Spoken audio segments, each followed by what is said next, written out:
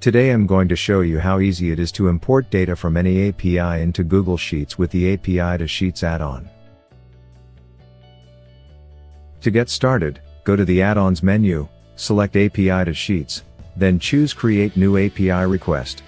If you don't have the API to Sheets add-on installed, you can install it for free by clicking the Install button above or down below in the video description section. Let's use weather data as an example. Let's say we needed to get historical temperature data for San Francisco around April 30, 2013. And here we have a handy API that provides just that data.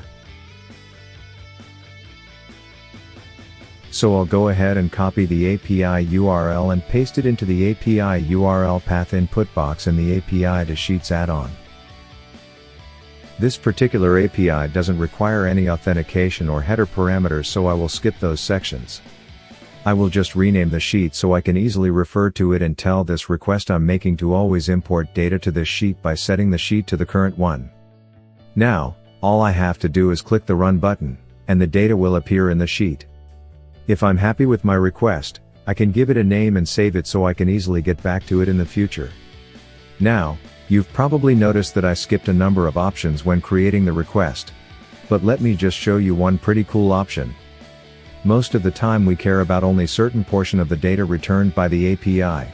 For this one I just want to get the date and time observation was taken and the temperature, so all this other data is just taking up space and cluttering my sheet. To take care of it, we can use a JMES path query to filter the output and select only the pieces of data you need. So let's do just that.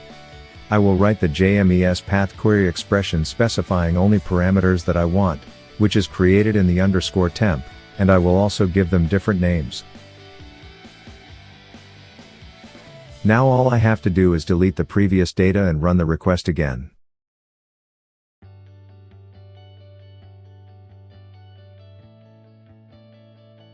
If you have any questions or need help setting up your request, just let me know by starting a chat.